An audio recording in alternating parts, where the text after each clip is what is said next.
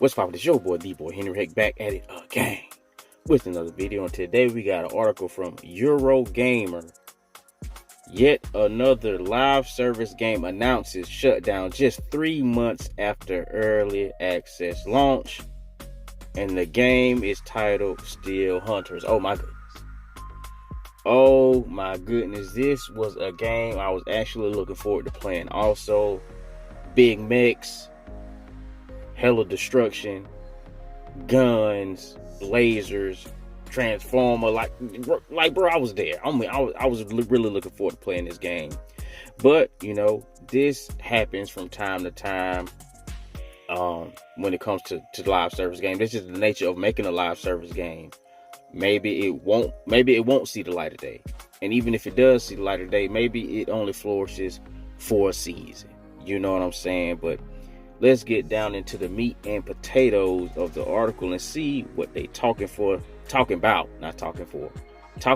and maybe there'll be some light shed upon as far as the reason as to why it's being shut down. Look at this shit, bro. You can't tell me this was gonna be trill.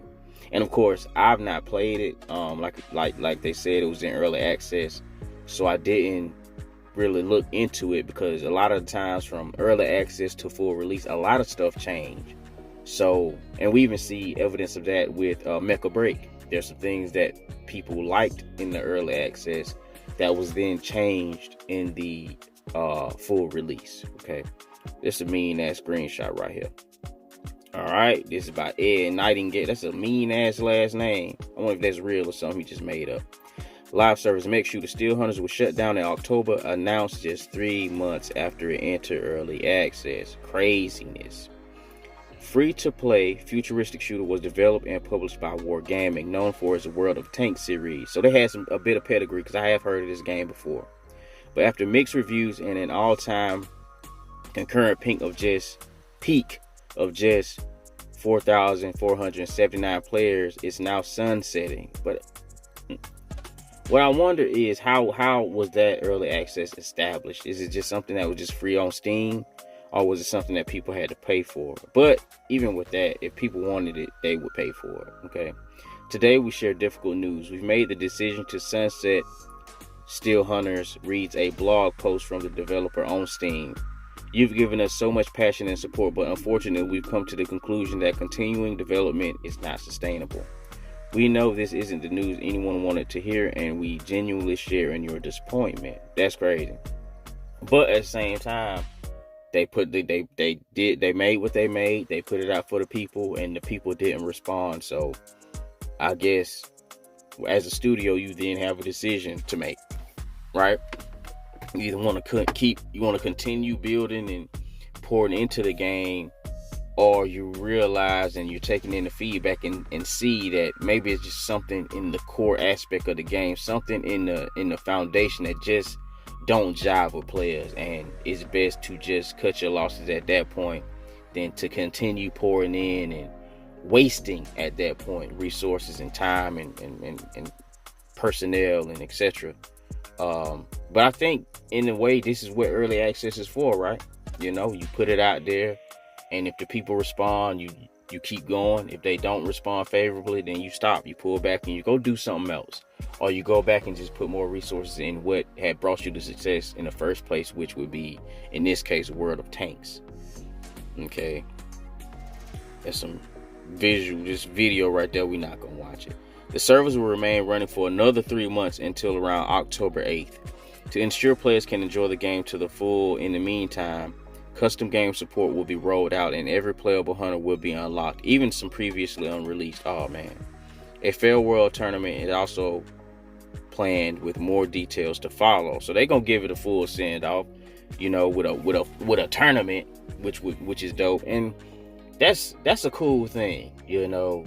Rather than just drop the news, bad news, and you know, cut the servers and thank you for playing. It's a tournament to be held, so all the people who had been putting time into the game and learning the mechanics and building up their skill set will have one final opportunity to show people that they were the ones, they were the beasts in this game. They really enjoyed, and this was something that they this was the game for them. You know what I mean?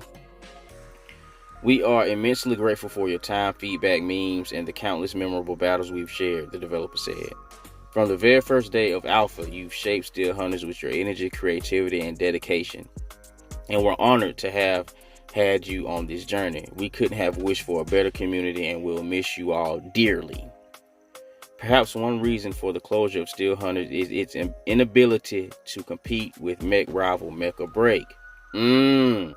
The free-to-play shooter from Chinese developer Amazing Season Games hit a peak of over 300,000 players for its demo back in February, and while the full game hasn't yet reached those heights, it still managed over 132,000 concurrent players. See? That's interesting because I had been keeping up with some of the comings and goings about Mecha Break just because it's actually out. You know, and it's not just a beta or alpha or a demo right now. It's actually out. And that game is mixed too. You know what I mean? So I think it's just a player count thing, and it kind of I guess, what's the word I would use? I guess it kind of dampened their spirits in a way to see that this game is just, because they're 100% gonna be competing for players. It's just the same style of game. And it's just probably something they didn't want to continue pushing forward with, they just come to the conclusion that they couldn't compete, pretty much.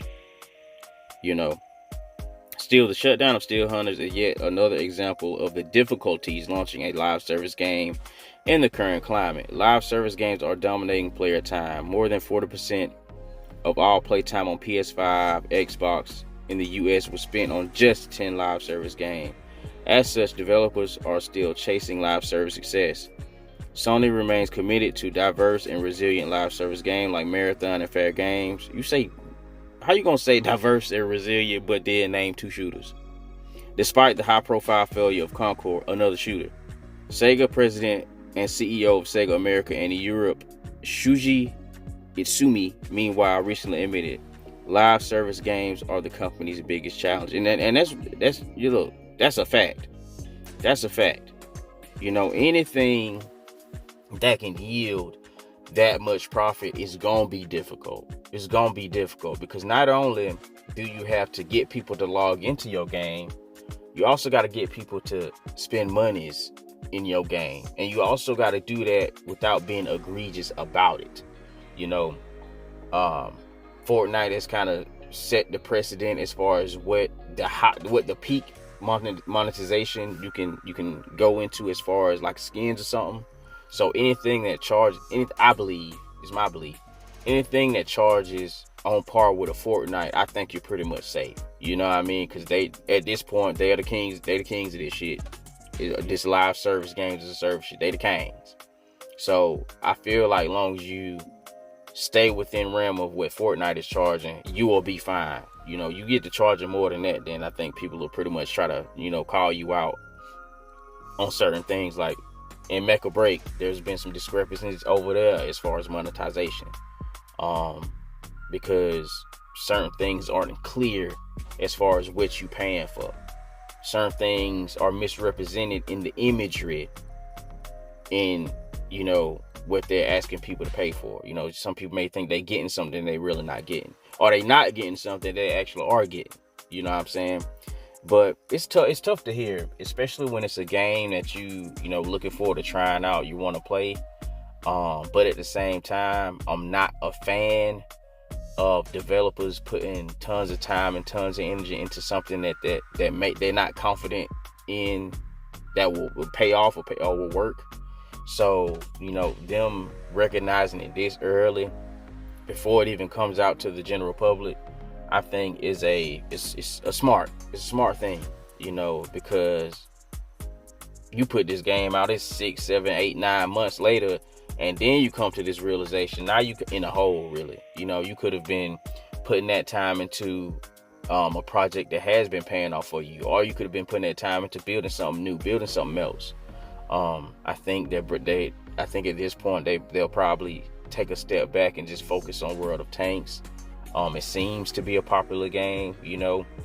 It seems to have been, you know, making paying the bills over there, you know, because this here seems to it looked like an ambitious mecha style game. I remember when it was revealed, I was like, oh my goodness, I was hyped, and a lot of my friends who are, you know, mecha fans were hyped.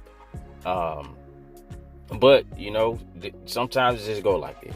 This how the cookie crumble from time to time.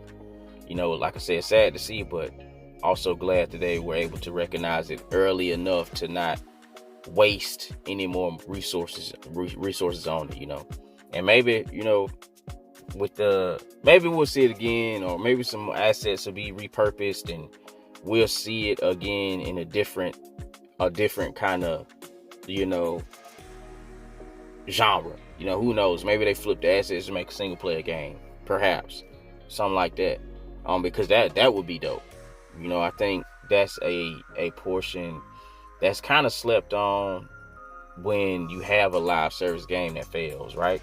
Because the assets are already made, characters are already made, voice lines are already made, the world itself already made. So, you know, it can be repurposed to a degree.